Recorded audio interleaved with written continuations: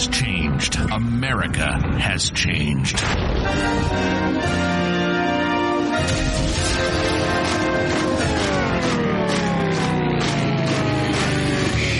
If something were to happen tomorrow, how self-sufficient would you be? Could you grow your own food? Could you sustain your own livestock? Could you survive? This is the We Grow Our Show with Nick and Don. Nick and Don talk about everything from politics to planting. They cover techniques, methods, and tips on how to not only survive, but thrive. Visit the website at WeGrowOurs.com. Lock and load. This is the We Grow Our Show. Get your grow on. Welcome back to the We Grow Our Show. Did you miss us? It's 2015, baby. 2015, and we're all lean and mean. Oh, we came out of the chute with Will Allen. Yep. I mean, how cool is that? Wait a minute. Did I just say lean and mean? Yeah, we're not lean. No. Especially not after the holiday season. No. I ate like a pig. Yeah, I ate a lot pigs of rabbit. like a pig. Oh, yeah. My stepdad, he got a brand new smoker. And You were telling me. Yeah. Yes. A Traeger, right? That's right, a Traeger. Oh. And we marinated this rabbit in some Lowry's Urban Garlic. It's a 30-minute marinade that we actually, I think it was in there for 24 hours before he put it on the smoker. Nice. So, super marinated, and threw it on the smoker for like an hour and a half-ish, somewhere around there. Nothing real long, but just enough to really taste Give it that nice smoky flavor. Oh, those are such good grills, too. Gosh, it was delicious. Everybody in the house is like, best meat they'd ever had. Oh, yeah. Well, yeah. So one of the, I've got a bunch. I just harvested some tilapia. Mm-hmm. We should try it and smoke some of those. I think so. We'll have to, maybe We Grow Ours should invest some money in a smoker. I think that's a wonderful idea. I'll keep it at my house. I'll take that hit on you. No problem. I'll store it for you. I've got plenty of land. It can sit right out and back. No problems at all. That's not what I was thinking more of. It was your idea, and I love it. Having it at my place. You know what we could do is we should mount it in the back of the truck so we can meet for lunch. Oh, yeah. And just go around the valley, invite fans over. If you live in Phoenix, just come on out. We're going to be in the parking lot. Bring a paper plate. Seriously. We'll cook up some rabbit. We're going to and some do beef. it. Do you think they'd Do I think we'd get arrested? Yeah, probably. Well, think of it this way. We have this smoker going, rolling around town in it with a couple of big banners on the side, something like smoking your meat or something like that, and having it smell delicious. Rolling down the road, we'd have like all these cars just following us. We'd have to put some kind of sign up, eat at your own risk or something because we're not licensed food handlers. Bring your own meat. Bring your own meat. BYOM. BYOM. There NB. you go. NB. Yeah, don't even. I'm trying to think. Beverage. That's the one. There you go. All right. There's a B word. Beverage. Meat and beverage. Anyway, man, I'm distracted. I'm thinking about awesome rabbit. Guess what I'm eating tonight? I've got my rabbits up and going now. We've got there's 6 due on the 20th this month. Nice. Of January, and there's a whole slew of them due after that. Like 4 days in a row, those bucks went to bed happy and tired. That's what they're supposed to do. So we're gonna have rabbits coming out of my ears. I think there's about 64 out there now, and then 30 some babies somewhere around there. Nice. So looking forward to it. Yeah, I've got to get back into breeding a few more. So I'm a little low right now. I've got my bucks and my females, and they haven't been together for a while. So it was hot, and then it got busy. It's like riding a bike, man. They'll know what to do. Just put them back they together. know what to do. It's just a matter of me going out and letting them do it. So but 2015 is going to be good. Yeah. I mean, the year started off with Will Allen, so we're well on our way. That's called putting it on the right foot. Starting off on the right foot. I got lucky getting him on. So. Yeah, should we tell him the story on that? No, that's all right. It's skill. Let's just put it that way. Skill and skill. So if anybody has contacts to like Joel, I'd love that if we can get him on. So what do we got coming up this year? We got some new things we're going to be doing. Yep. We got some cancellations of things that I haven't told anybody about. Yeah. You want to start there?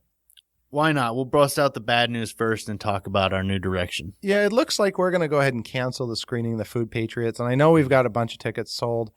I'd love if you guys could still make a donation to the Gompers. They're a company that I love. I think they do wonderful work in the community. Really wanted to do this Food Patriot screening. We had scheduled the producer and Jeff to come on a while ago. Things got a little messed up and he wasn't able to make the time for it. So we didn't quite get that out. We had to push it back a little bit more, and then push it back again. And at this point, the movie is actually a little bit old, and we're still having some trouble getting the licensing together and going through all the red tape. And there's a few other movies out there I think we'd rather screen at this point. Exactly. And plus, you got Pump the Movie is out there. Uh-huh. You got Fed Up. Will Allen's in that one too, I think. I'll have to double check on that, Yeah. but I think so. I thought I saw him in the previews. And there was a new Bitcoin documentary that came out, just phenomenal stuff. So I think we're going to go out and postpone that. We're going to cancel that event completely. We're going to look at maybe doing some other screenings and working with maybe some other groups. If anybody's got other, community groups that they're doing this kind of stuff, we'd love to be a part of that and get maybe a little bit of help that way, help you guys help us. So, keep your ears open for things like that because we'd love to be involved. Speaking of things like that, another reason why March 7th wouldn't have worked out so well is 6th. 6th? I don't know. It was 7th, I believe. Okay. I checked this, so Yes. Trust me. Okay, I trust you. 7th is a Friday. Why roll your eyes after saying you trust me? Come on, man. Jeez. I guess you do know me. Regardless, it would be the same weekend. Yeah. The 7th of March, we may be participating in this, but it's the Phoenix Grow Your Own Food Conference. Yes. Or Summit, I think he's calling it. Okay. Dear friend of ours, Greg Peterson is going to be putting that on, and hopefully we can play a role in that. We haven't put 2 and 2 together yet to know what exactly that'll be, but well, regardless, we're going to talk about it. Exactly. He's doing a good thing, and we want to back him up. Absolutely. A lot of you guys, if you have ever been to a Prepper Fest here in Arizona, you probably know who Greg is. And possibly not. He's the man behind the curtain. That's right. He's the one pulling the strings, making things happen. All those rooms and classrooms at the back that people go to, and they have these amazing speakers. That's Greg. Greg organizes all that He's stuff. the wizard. He's the wizard. So we're excited to be able to, regardless of what's happening with that. I don't know all the details yet. I don't know how we're going to be involved or even if we're going to be involved. But I know we'll by next episode. Yeah, we're going to support that 100%. So we'll get you guys the information on it because it's just going to be phenomenal. I'm looking forward to it. Speaking of looking forward to it, no, just kidding. Try and do a segue and it just fell on its face. Anyway, this week on the We Grow Our show, got a pretty special guest. Yeah, we do. Quite literally, I wouldn't be here if it wasn't for this man. Good point. Good point. Even with all of my other life decisions, none of those would have happened without this man. My dear old dad, Jerry Klein, is going to join us today. Not in studio, unfortunately. He's about 1,800 miles away. In Wisconsin. What was that? I don't know. I said Wisconsin. Try it again. Wisconsin. No, come on. Is that not what I did? That's it, but you were trying for an accent. I wasn't trying for an accent. I was just You were just naturally retarded? Okay. I was accentuating this. I have this word thing. You got a word thing? Yeah. Sometimes I can't talk that incorrectly? well. That's right. I learned it from the best of them, you. Oh. All right. Without further ado, let's have on Mr. Jerry Klein. Welcome back to the We Grow Our show. I actually have a family member on the line today. Roped him into this, almost literally. A man that taught me farming and, tried to anyways. And then I went and moved to a city, so I had to do my own thing. You're farming rabbits. Same thing, just on a smaller scale. That's right. So, welcome to the show, Mr. Jerry Klein. How you doing today? Good, thank you. Good. Well, today we'll talk a little bit about how to raise beef, and maybe towards the end we can talk about how to protect them. Sounds good. All right. I'm telling you what, farmers at 4 o'clock around here in Wisconsin, if you don't have it done, you wait till the next day because it's happy hour. There you have it. Oh, my gosh. That's hilarious. Whatever you say. All right. The $1 million question, Dad. What's the name of your farm? What is the name of my farm? Yeah. Do you have some kind Do of I have to name it? I don't know if you want to. I would just say it's the Klein Homestead. But they'll All get right. to... Well, everybody at work calls me the dog farmer. The dog farmer? Yes, because most of the time I have more dogs than I do cattle. But, that's it. Or I spend more money on my dogs than I do cattle. Oh, we might be able to talk about that a little bit, too. Okay, all right. No, basically, it's my farm. It's 193 acres, has 100 acres of pasture, and it handles about 40 beef cows, which can calve. I have 40 baby calves every year. So and sometimes a few more, operation. Right? Sometimes you get that twin action. Twins. Yeah, if you have twins, but there's problems at birthing too, So if you have 40 cows and you end up with 37 or 38 calves, you've had a pretty good year because you have coyotes, and then you got water runs through the farm. If you get a flood, hard rain, you can lose a calf. I've had just about everything happen here in 20 years. Yeah, I remember when we first got started out there that not everything lined up, and there were a few rough times. Working a day job and then going home and farming at the same time. It made for some interesting combinations. Yeah, lots of hours, and sometimes I have to say the first years were rough, and then all of a sudden the beef prices started changing, and it got really good, and it's climbing. It's at a peak right now. Lots of money in the beef industry. What is beef per pound now? Oh, let's see. A fat animal, you can get like $1.50 a pound. I know your Uncle Greg just sold 3 head, the biggest ones out of the lot, and he averaged $2,850 a piece. Whoa. Yeah. I don't think I've ever had a rabbit hit that kind of price, but I'm still working on it. Yeah, that's a lot of money. That's a lot of money per animal. Yeah. Well, and let's see. One second. How big do the I don't know how big cows get. So when you talk about $150 a pound, what are we talking here? Greg was looking at some. He had some big animals. He had some beef that were going 1,600 pounds plus. Wow. And he had some Holsteins that were pushing 1,850 to 1,900 pounds. Wow. Which are, he actually got less money per pound because they were so huge. More bone. Well, that's also the Holstein, right? Because they're kind of a big boned animal. Right. A lot of waste. Now you're raising Angus. What's the biggest Angus Angus steer you've sold or fat? Well, I've had some push to 1,600 pounds, but it depends too how soon, how young they are when you put them on full feed. You can grow an animal to 2 years old and then fatten him and hit 1,600 pounds, or you can put him on feed at a young age and he'll be a finished animal at 1,250 pounds to 1,300 pounds. So you can kind of regulate that with your system that you got going. It depends. It's all about how much money you can gross off your farm in 1 year, whatever works for you. Yeah, and that's actually one of the reasons I wanted to have you on today. Is there's a lot of people that have no idea what goes into making grain, making farming, and ultimately bringing beef to the table. Maybe we can just kind of go along a timeline. Let's say you start with a cow, pregnant, ready to give birth.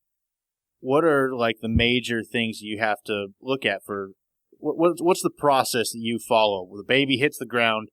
Take us from there. Well, okay. First of all, you get your cows lined up. You either go buy your cows ready to have calves or whatever, and then you go from there. Calf hits the ground. You vaccinate him. You put ear tags in him. And after that mama, if she's a good one, she's going to raise you a 500 or 600 pound calf by the time fall shows up. And that's where she earns her money. She earns her keep is feeding that calf for you. And that's you plan on them dropping late February, early March, or is it closer to April? No, well, with Wisconsin, I like to go around close to the 1st of April. Okay. Because then your spring is already very close and a lot better weather coming, as compared to February. But and then try to wean your calves off somewhere before Thanksgiving. Dad, is it any coincidence that my birthday is April 1st? Well, there's a lot of foolish things going on April 1st, and that's kind of when you showed up. And I don't know. Oh man! All right, let's take it from there. So they're weaning off in fall. So they're born at what, 90 pounds, or what is it? Yeah, they're born a beef calf, 50 to 90 pounds. That'll catch most of them. And so by fall, they're hitting 400 to 500 pounds. Yes, 500 to 600 pounds. 500 to 600. Okay. And that's just from the mother's milk. Yes, mother's milk and pasture. They're actually, when a calf gets a month old or so, he starts chewing on grass and actually by the time fall shows up, he's eating quite a little bit of roughage. And some guys actually put a creek feeder, and that's a different system altogether, but a creek feeder basically is like a steer stuffer that's gated off so the mothers can't get in there, but the calves can. So if they need to eat grain besides the mother's milk, they have another access of food and protein.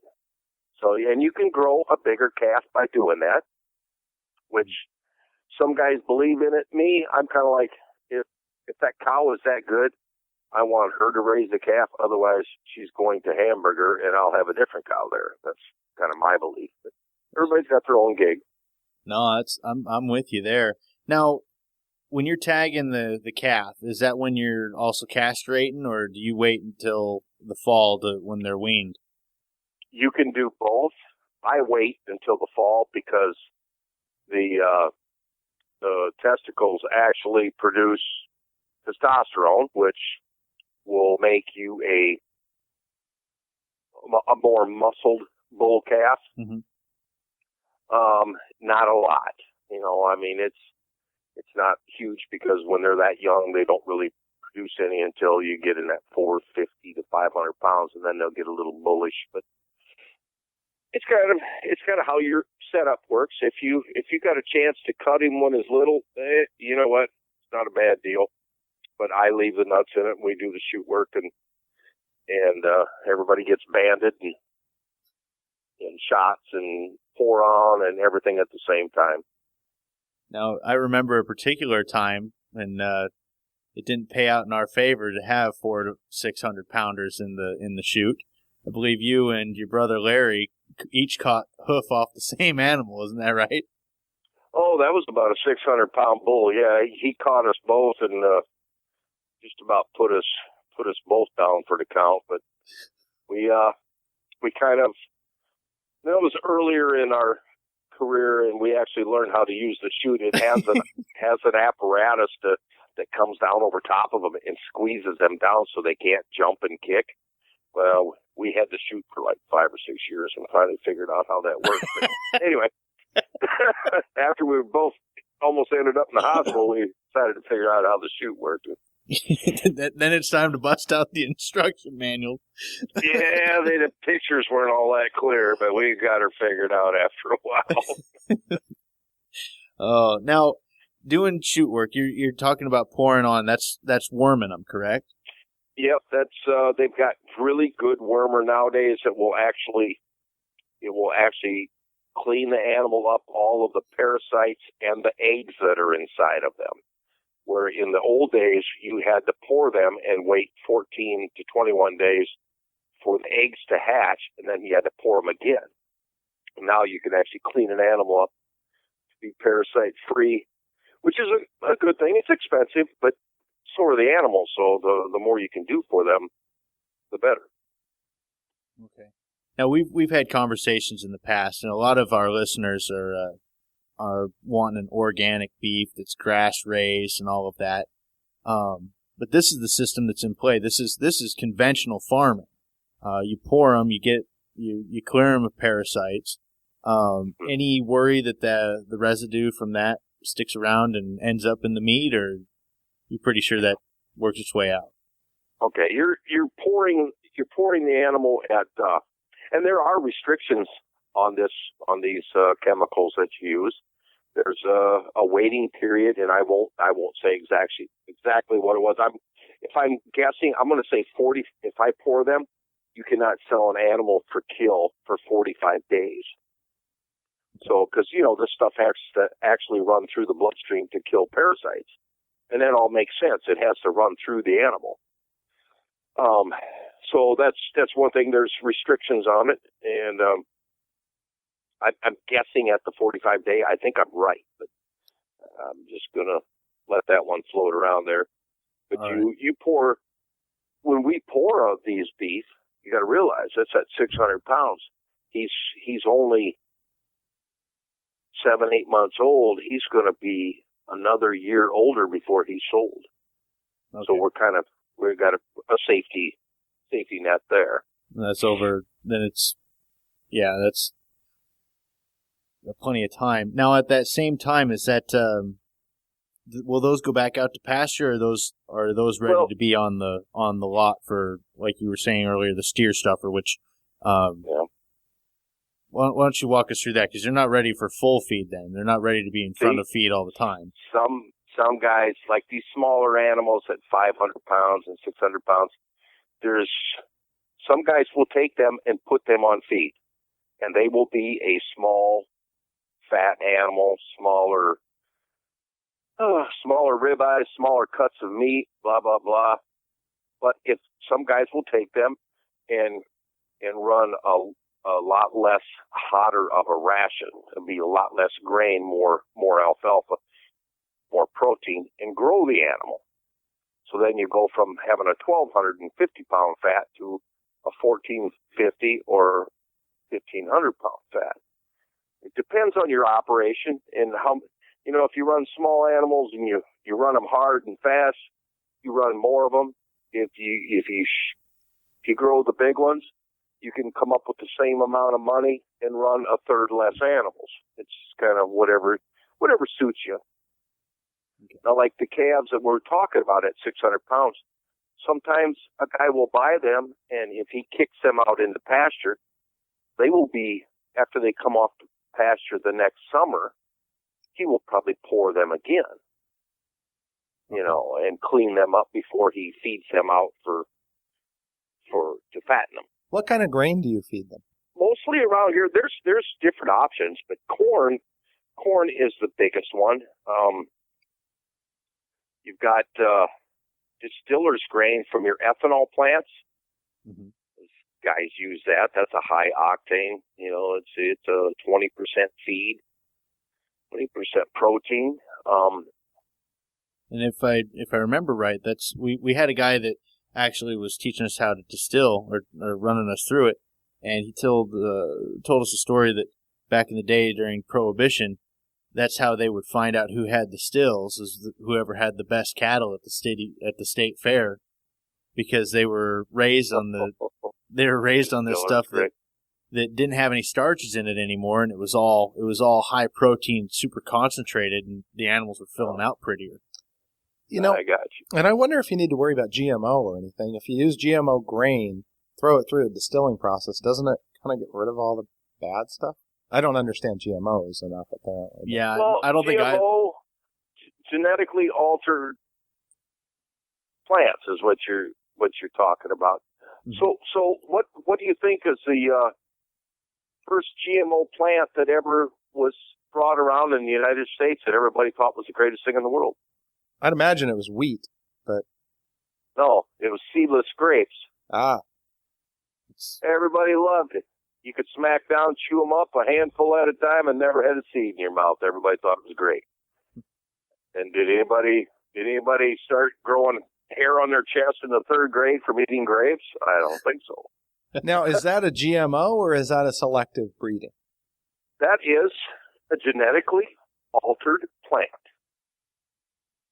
You can't. It's not normal for a plant to not have to grow and not have a seed because it would grow itself extinct. So it was altered to be able to do that.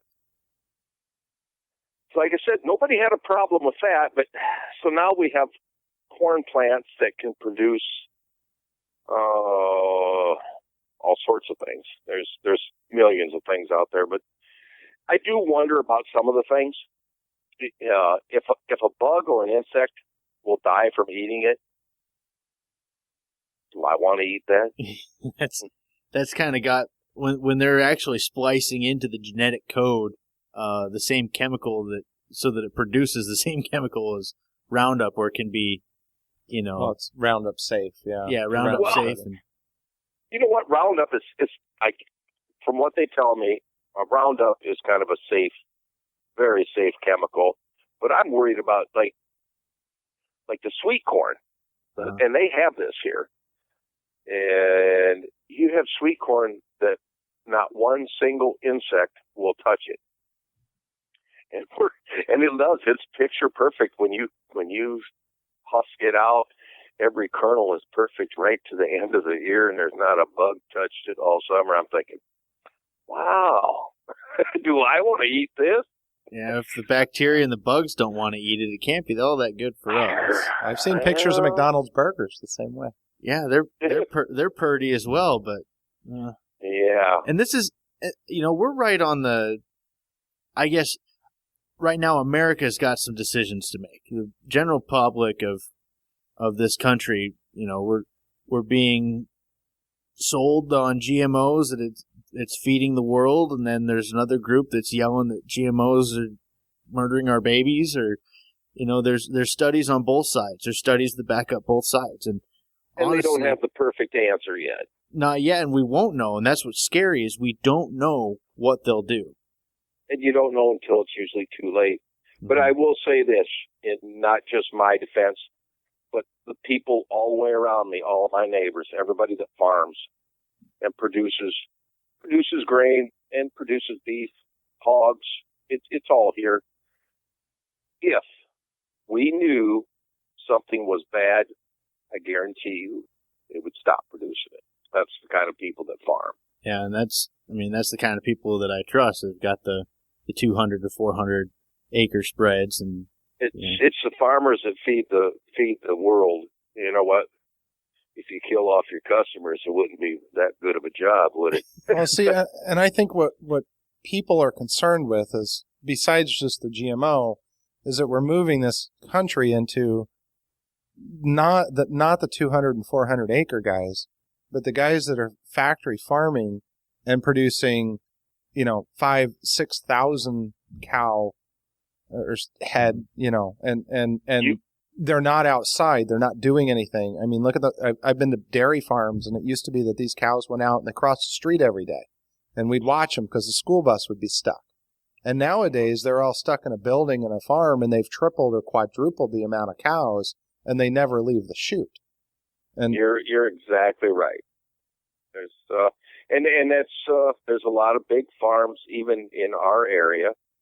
Some of them, I'm going to say, as far as the milk cows, they're handled pretty well. I mean, they have to be. A dairy cow is not like a wild animal or a beef. A beef is a lot tougher, and they need their range. But a dairy cow, if you kicked her out into a lot of acres, the happy cow that can run everywhere, guess what? She'd probably die. Oh, yeah. No, and I think my point is more that I trust you. I trust that you would stop farming if there was something bad happening. I don't trust that these large factory farmers have the only thing they're concerned with is the bottom line, and I don't think they care about what the bottom line will be in 5 years. They care about the bottom line today and today only. Well, I do agree. They've gotten to be too huge. They use foreign help. It's it's different. It's something to swallow around here. I know it, and it's happening here in Wisconsin. All your big dairies have gotten that way. how do we go back to supporting someone like you instead of supporting the big guy? How can we make that differentiation? Is that a word? I think so. Okay. I'm not a wordsmith, but I'm with you. I understood that, so it might not even be a word. I really don't know, because it's gotten, the bad things is, it's gotten out of hand is they get the big farms, they pay them extra money because they produce more. And to me, a guy with just a 200-acre farm, that's wrong. Why should he get paid more money for his product because he can produce 25 or 30 times what I produce? To me, that's wrong. How you change it, I don't know. well, here's the question. Let's say you don't know me. I'm a friend of a friend. I show up and ask to buy a steer from you. Is there places that I could get it processed and maybe have 10 families come in and pitch in and buy something from you directly, or is that against the rules?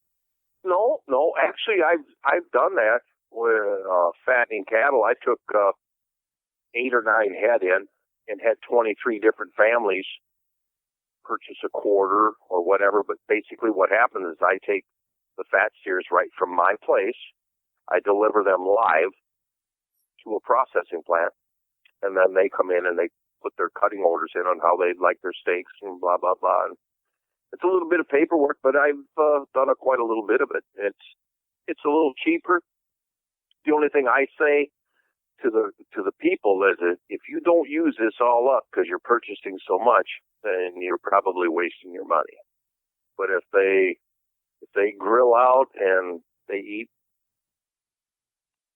a lot of beef, they will be money ahead. Yeah, and speaking from experience, I've obviously spent time on my dad's farm. These steers, he walks down there with a bucket, dumps it into the trough, and when they're done eating, they come up and get their ears scratched from them. I mean, they're treated. Oh, yeah. They're treated well. It's kind of funny. There was a conversation that took place. I wasn't there, but between my little sister and Dad, it's kind of said it's kind of. I know where you're going. Kind of screwed up. Here we are petting these things. We're gonna walk them into the slaughter facility. Well, yeah, she was like, Dad, they're born here as babies. We take care of them. We give them shots.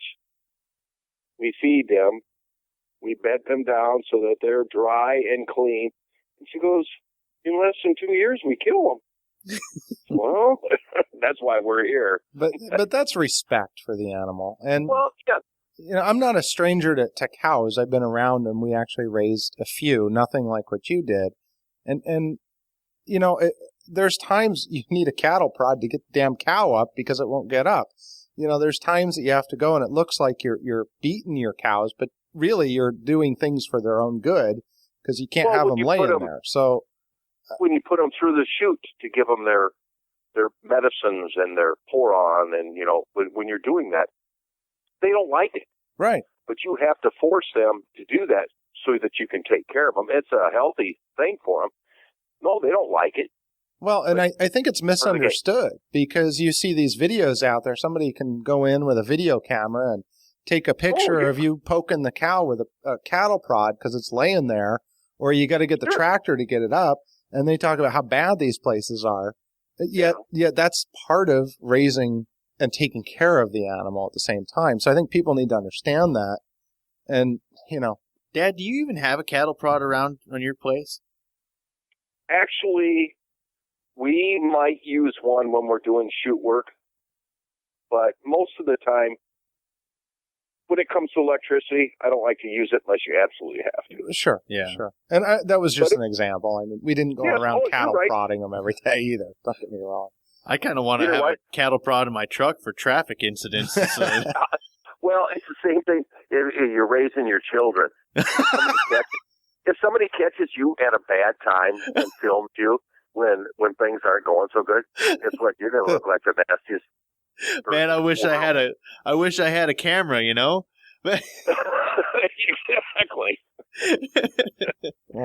Oh, it can. Yeah. Oh man, that's funny. So you're out there on 200 acres, prime hunting ground. For you and a nemesis, the coyotes. Would you give us? We've got about 5 minutes left. I want to hear about the ventures in protecting the cattle. Well, I got into the coyote hunting about 12 years ago by accident. Trained some dogs, and I've been doing it ever since.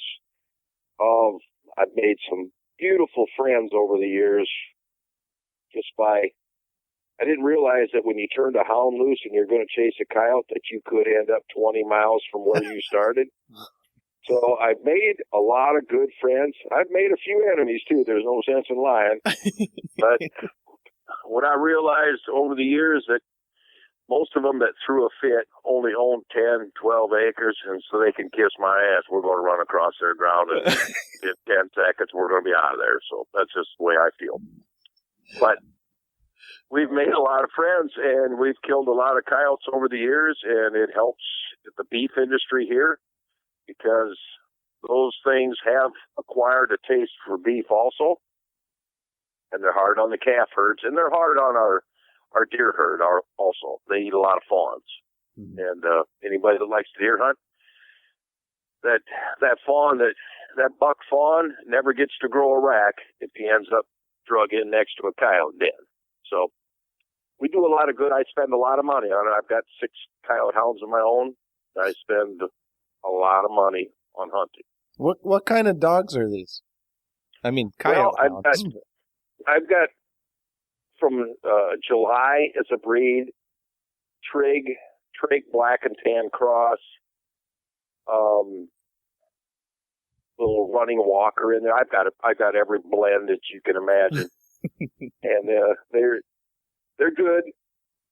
The ones that I keep, the ones that I hunt, they earn their dog food, and they love their job.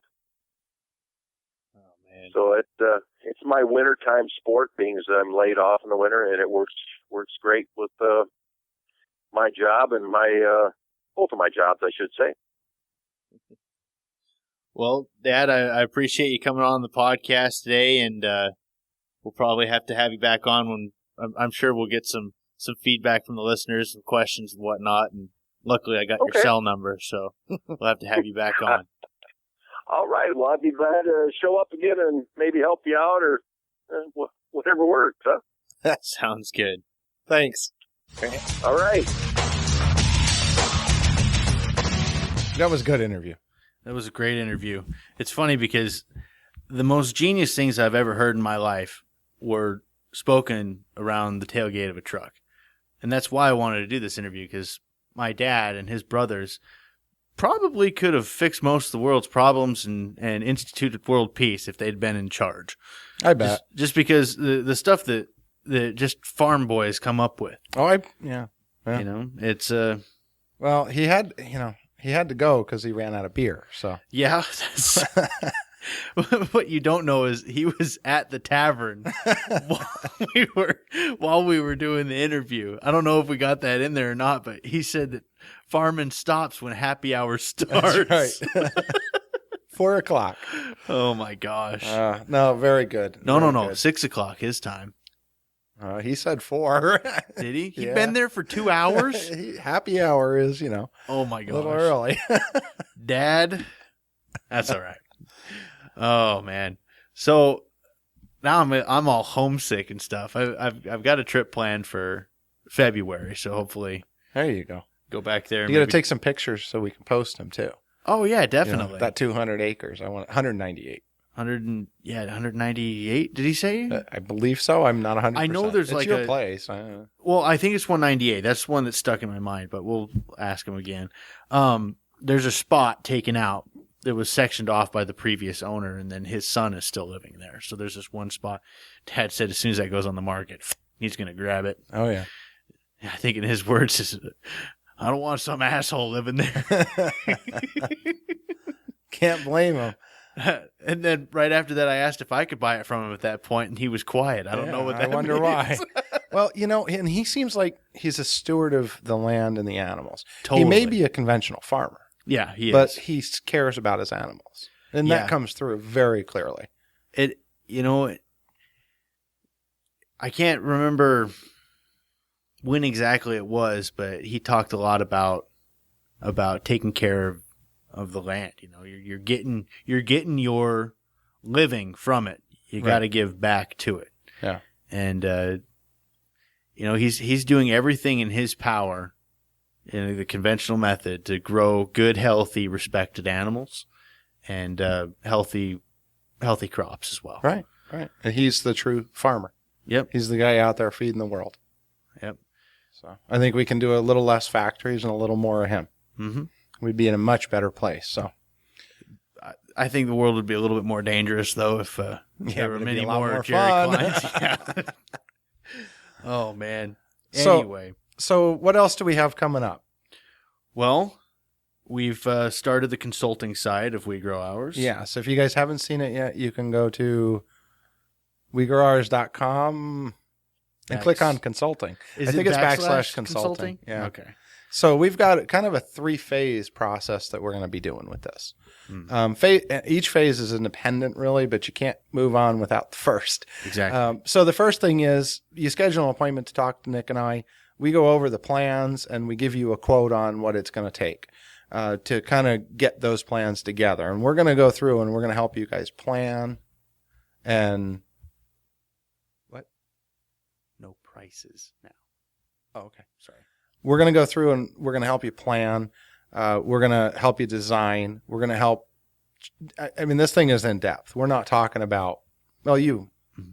We'll definitely go over your personal goals, what your production goals are, who do you want to be able to feed, how much you want to be able to produce, and walk you through the process, what you're really getting into. Yeah. Over the last year, one thing this show has done is it has given Nick and I the tools and some contacts in this industry. We've been able to go around and find some of the best of the best. And let's say you have something you need for a Kuni Kun pig. We know what those Kuni Kun pigs need.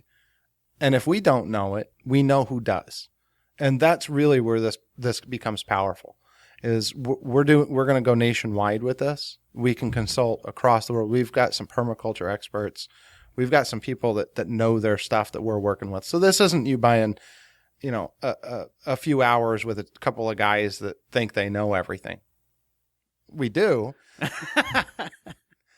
But this is really the contacts that we have, and we're going to put together a team around us that can help you guys. We've already got some great people signed up. So yeah. So look for that. Go to consulting. Just take a look at it. You can see that those 3 steps.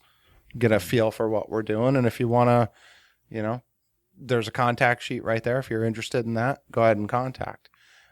We've got some great shows coming up too. We haven't figured it out yet, but we've got them coming up.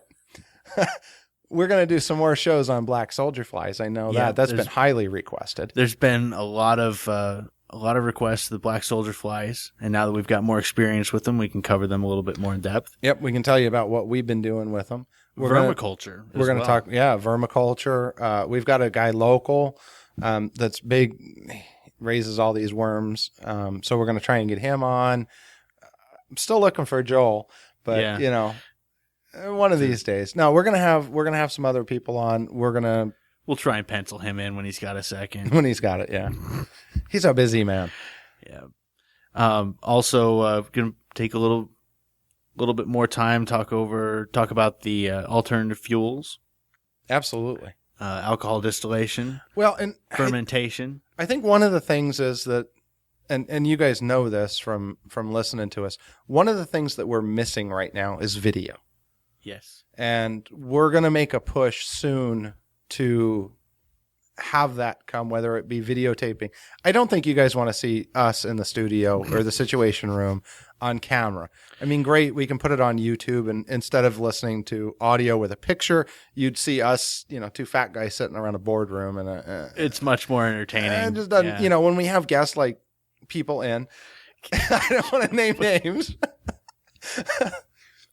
When we have guests in, I can completely understand you guys want to see videotape of that. And I think that's what we'll do with some of that. We'll do some of our interviews. But as we go out to these events, the Prepper Fests and the summits and the conferences, we're going to start doing more video.